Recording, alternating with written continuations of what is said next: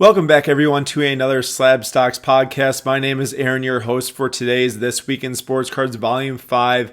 And if you're wondering why this video is late, it's on Wednesday instead of Sunday when it normally gets posted. It's because I was out of town, and then we also had an interview go live with Andrew Thiele from the Topps Project 2020 on Sunday. So we had some stuff going on why we couldn't get it up on Sunday. So this is covering the previous week's Instagram content like normal.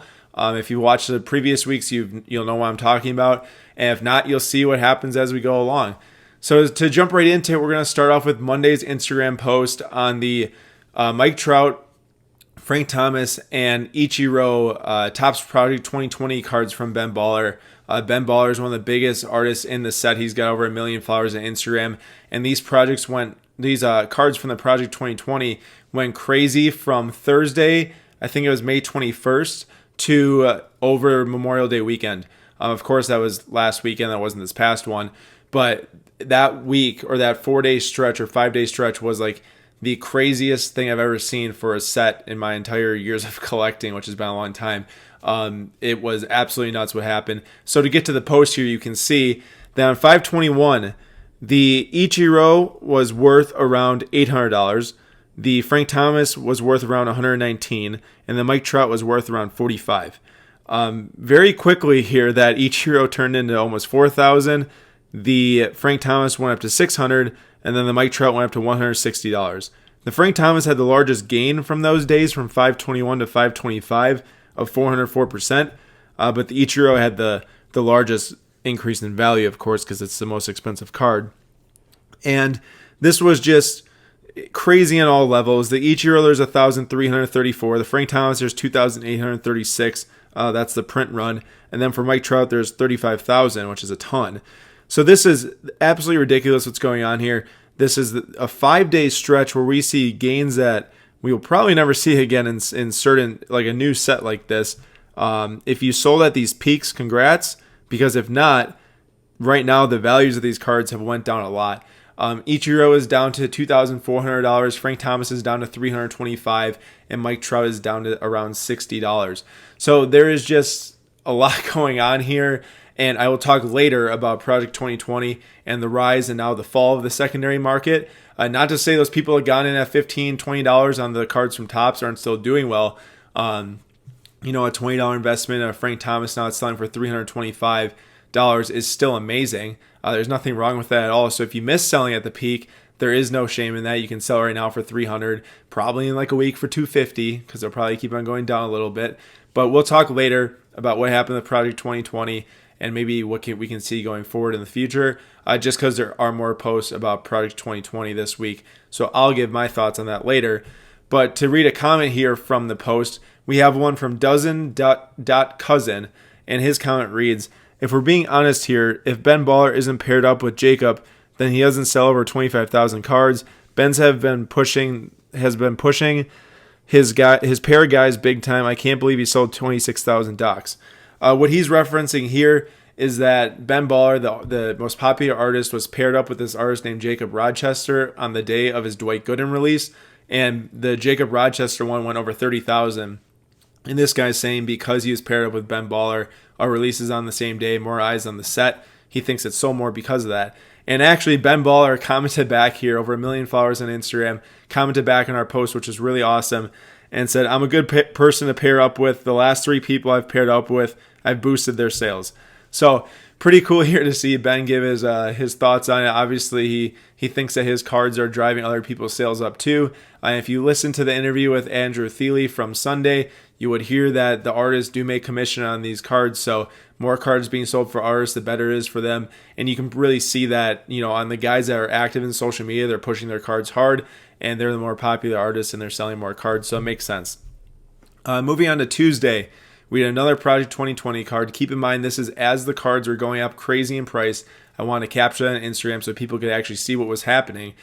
We had the Blake Jameson, Ricky Henderson here, print run of 3,819. The reason why I picked this card is because this was one that was yet to be delivered the day that it was posted. I want to show how crazy the increases were for these cards that aren't even in hand. People are pre-selling them on eBay. This one, as you can see on the graph, is up to over $700. It was around 140-ish, 150-ish on 5/21, so that Thursday before Memorial Day weekend. And the day of the post on Tuesday, it's over 700 for a 434% increase. However, if you go and look today at the value, it's down to 140. So this card is now worth less than it was when it was the Thursday before Memorial Day weekend when it was pre-selling, which is pretty crazy to see that it's went up so fast and it's now coming down so fast that some of these values are dipping below. Of course, with the Ben Baller ones, it's not quite like that right now. And I already did comment on what the values of those were. So for this Ricky Henderson here, just really crazy to see how once they started to get delivered, more people started to list them on eBay. They started to sell, for way less as the supply went up and people started to sell because people weren't pre-selling them as fast as they are listing them now, especially with the prices going down a little bit, which creates higher supply. Demand can't meet the supply at that high value, and here this is what we have. I got some comments here from the post, like always, from Crispy Cards. Reads, it would be interesting to find out how many of these cards are bought from the followers of the artist and not sports card collectors. I replied with, would be extremely telling, because it would. And then another guy comes in and says, Kevin Tippett, says, I think this is a great point that a lot of people are missing. It's the colliding of two worlds where a lot of money is spent in each. And I will have to agree with that. I do think we saw this huge rise in value because of the fact that we have two different markets that both have a lot of money coming in and spending together. We had like art people and people just wanted to sell them, and then collectors, and then just all of it coming together made these prices go crazy. Also, the fact that most of these were pre-sale because they weren't delivered yet by Topps. And then as well, another thing adding into that factor is how the print runs kept on getting higher and higher on Topps.com as they were releasing. So as these cards were getting released, new ones each day on Topps.com, the ones with lower print runs from the past just kept on going higher and higher as the print runs went higher and higher on the new ones. We even saw Ken Griffey Jr. from Keith Shore sell 99,000 copies on Topps.com. That was an all-time record. Now they're between 20,000 and 40,000 on Topps. So clearly, really what hit here was that 99,000 Ken Griffey Jr. that sold started really the downfall of the secondary market, and in turn the print runs as well, which is kind of interesting to see as we saw them keep on going up. It hit a peak in print run and value for the past ones, and now they're all going down together. Very interesting to see, but let's keep in mind that this project was still very successful for a ton of people. People that bought on Topps, people that bought early pre-sales on eBay were making a ton of money. Collectors were able to get a ton of cards that they wanted for sets, for player sets, for artist sets, whatever it might be. They were able to do that. So the set was still very successful, but not for those that bought at the peak, of course. I mean, those prices got so crazy. It would make no sense to buy something that rose that fast in value. I'm currently building this set from Natural. I'm not exactly sure how to pronounce his artist name, but I'm building that set because I had the first Jackie Robinson from Topps.com. I ordered the card number 3 for $20. And then I added the Roberto Clemente and the Tony Gwynn. And I'm currently building that set. I still need the Mark McGwire, but when I saw the prices going up like crazy, I was just like, I'm not going to pay that. I'm just going to wait till later. I'm sure they'll go down. And now they're down to like 150, so I can snag that for way cheaper. Hopefully even cheaper in the future. And then I can build that set, which will be awesome. Moving on to Wednesday, we have the Zion Williamson 2019 Prism-based rookie PSA 10. This is an extremely interesting graph. As we've seen over the last 2 months, sports cards, especially basketball stars, have just kind of been going up. Zion cards, of course, went down once the NBA got suspended, and then they started to go up. But this is really one of the only rookies, like huge rookies, that has went down in value, along with John Morant, for probably the same reason I'll explain. They've went down over the past month, and it's down 15% since the start of May. And the explanation is really easy for that. PSA had to shut down for the coronavirus for a certain amount of time.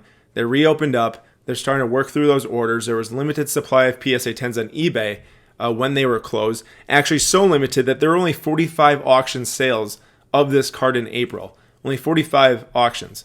In May, there has been 164 or more now, because I didn't have the rest of the data for the month at the time of this post, but 164. That comparison is crazy. So basically the way I see it is that the pop report exploded as PSA opened. It went from around 1,500-ish or something to over 4,000 now. It's around 4,500 probably right now. And clearly, as the supply went up on eBay, people started to, sell them off, and the prices started to go down. Not enough demand to meet the same prices. Stuff that we're seeing with Project 2020, just with the Zion Prism-based rookie PSA 10.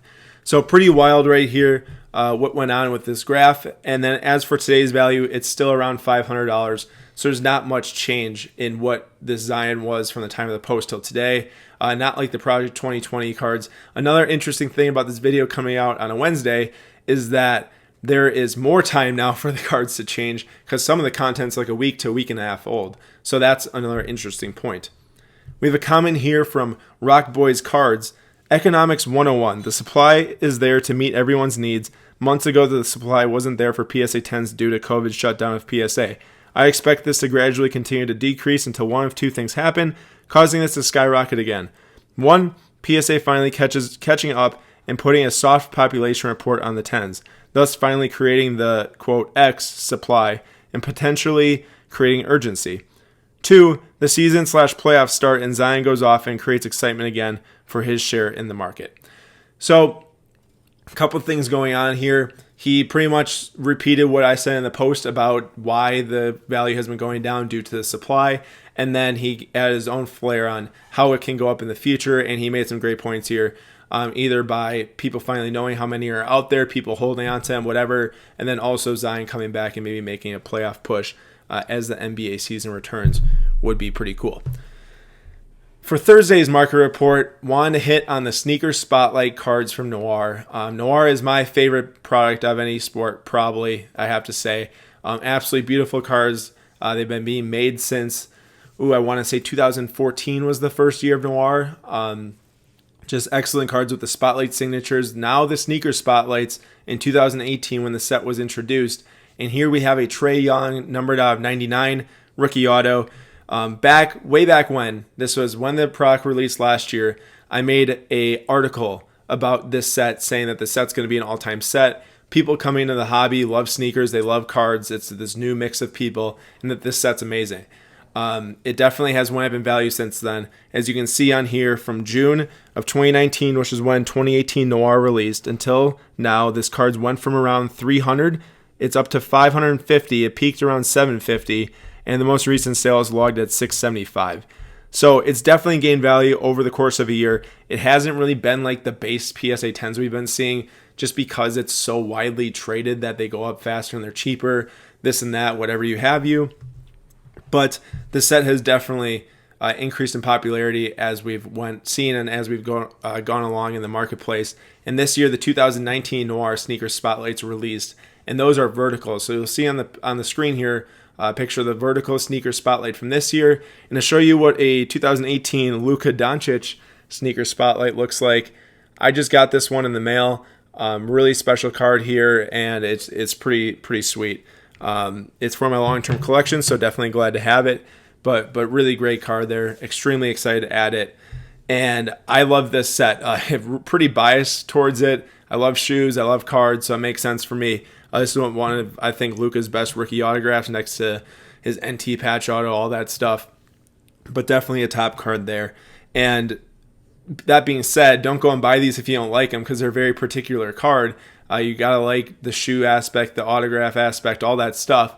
Don't just buy it because I like it. Make sure you like it yourself too. But definitely one for myself to hold long term. And then to turn to some comments here to see what other people have to say. From Rolf Gasms, we've got, I'm going to be that stick in the mud. I personally can't stand the sneaker cards.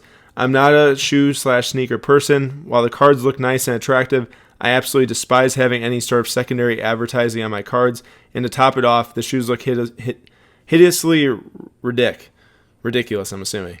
It's like pulling your Chase card and there's a massive McDonald's emblem in the background. Not a fan, hard pass for me, but good luck for those that collect them. Then we have another name there that says Zion's a bust. I didn't really see that comment when I put it in here. Not really sure what that has to do with the sneaker spotlights. But then we also have one from Second Deck that says Noir is the best product across all sports and companies, so he agrees with me. Then from IDSM Face, we have Totally Undervalued without a doubt. I bet the numbers are low on Noir compared to other products released this year possibly. Yes, these are limited to 99 or 49 depending on the card, so definitely limited in supply. And as you can see here just by these comments, there's many different takes on these. Some people love them, some people hate them. You kind of have to be really into what the cards are about to like them. For me personally, it's a no-brainer. For others, it's not. So definitely make up your own mind on that take from here. For Friday, we have another Project 2020 card, and it's the Willie Mays by Andrew Thiele. We chose this card to showcase because of the fact the interview is coming on Sunday. We want to give a little message for what's coming on Sunday with the interview. So we looked at this card, which went from 150 to 1,000 and then down to 675 at the time of the post. Not displayed on the graph, but now this card is worth $290. So it still made a lot of money for people who bought it on Topps, this and that. You guys have already heard what I've said throughout this video. It is what it is. If you sold at the peak, you're really happy. If you sold now, you're still probably happy. If you bought at the peak and have it now, hopefully you like collecting them because it's worth a lot less. But just to elaborate further on this, I will do so after the comment. But I really want to highlight this comment because this comment was gold that was posted on Friday's post. It's from 610 Sports Investments, and it says, "They're going to crash hard. Everyone that wanted the art will have one, and everyone else who was trying to resell will be swapping them amongst each other, causing a price drop every time one gets sold." And he literally hit the nail on the head for what happened with these. It peaked, now they're going down. Everyone that already had the art and spent a lot of money on them, love them and want to collect them. But there's just limited supply of those people. Those people don't want to add 10 of each version. They want one. They want one for their set. They want one to frame on their wall, whatever it is. But the people that are going to be constantly buying and selling these are ones that need to know that they can make money going forward on them. And that's not the case now on these. They've went down a lot. It kind of shows that the demand at the peak has been hit. So they're just going down now, which makes sense. As for how to handle this going forward, I would recommend for now just staying away from buying them on Topps.com unless you want them for your collection. But I'm talking purely from buy at $15 in a bulk of 10 or buy at $20 and try to resell on eBay, just because your money will be tied up for around a month or a month and a half or so if you buy them because of the shipping delays from Topps, because they weren't expecting to make this many, so they're delayed getting shipped. Your money will be tied up for that long. Not the pre-sales aren't really going for that much to make up for it. We might hit, this is only, it's not even 25% along the way. I think we might just be at card 98 today or something, 400. There'll be plenty of opportunity later possibly to make money if print runs get down to below 10,000 again on some. Then people want them for sets because they missed them. Whatever it is, there might be an opportunity later. But right now I just say just sit tight, save your money or spend it on other NBA stars that have a good chance to go up in value over the next month or so. And I think that's the best advice to give on it right now. To touch on two more topics for this video, one is going to be last week they announced the price of the Dutch auction for National Treasures First Off the Line Basketball 2019 featuring Zion and John Morant rookie patch autos. And you guys know how Dutch auctions work. It starts at a certain price, incrementally goes down as time goes on with the process, and then the price has to bottom out at a certain point or it sells out before that. So this one is starting at $30,000 for the National Treasures release, the First Off the Line release. It's going down to $7,500 is the lowest it can sell for. Last year's release was $750 through Panini, no Dutch auction, just straight buy. The year before it's $500. This price has 10 times or more in the course of a year. 10 times or more. It's absolutely crazy. There could be a market for people to buy and sell these things sealed. You literally have to hit a Zion or a Ja or like a one-of-one LeBron to even think about remaking your money on this. I mean, there's so many cards in here that can't do that. And if you're opening this at $7,500 or more, you have to be a gambler, have a lot of money, or just want to have some fun. I don't know, because it makes no sense from an investment standpoint to do that. Sealed wax, maybe they start to sell for $10K if they sell at 7.5, or they sell at $10K and then they sell for $15 on eBay. Who knows? But it's something else. And I got some comments here to read. There were like a ton on this post, so I just had to pick a couple out quick just to read off. But if you're wondering, you can go to that post and read some more to get some more insight. So from Z Hagna Panga Cards or something we got here is Panini giving Super Break products a run for their money in terms of return on investment. And then we got a reply from Green Rock Cards that says, haha, this might be the best and most underrated comment here. If you don't know what Super Break is, it's some repack product where they take cards, repackage them. And I heard they're charging like $150 or a lot of money for a box. And some boxes have like $5 to $10 worth of cards in there. Just a way to say that the ROI seems like impossible at $7,500. So a good comparison there.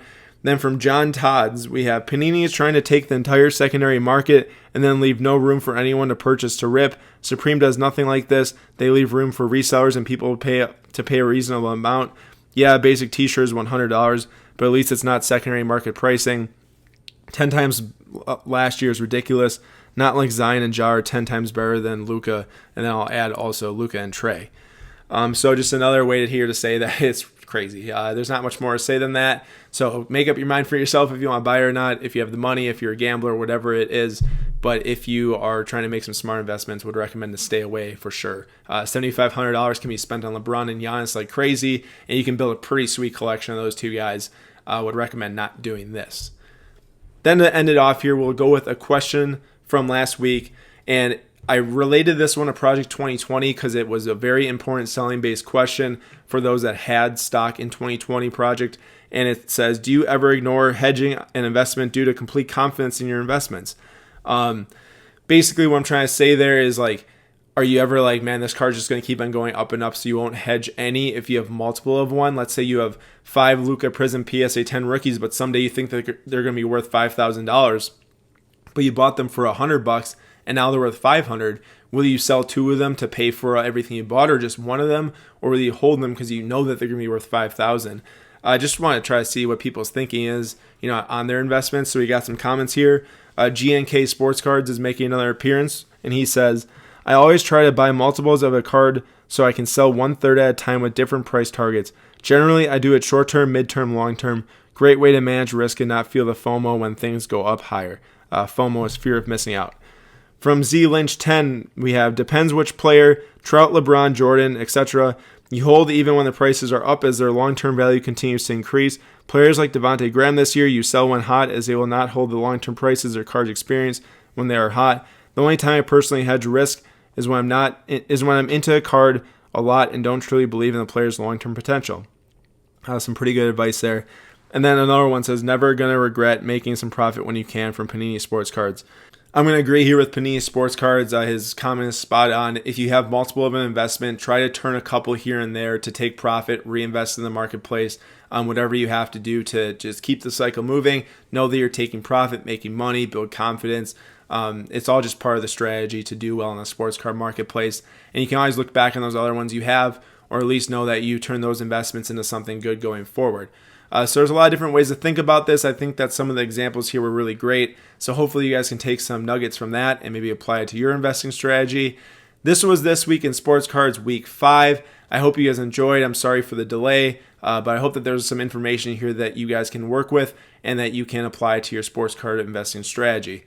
My name is Aaron, your host. Thank you for watching, and I will see you guys next time.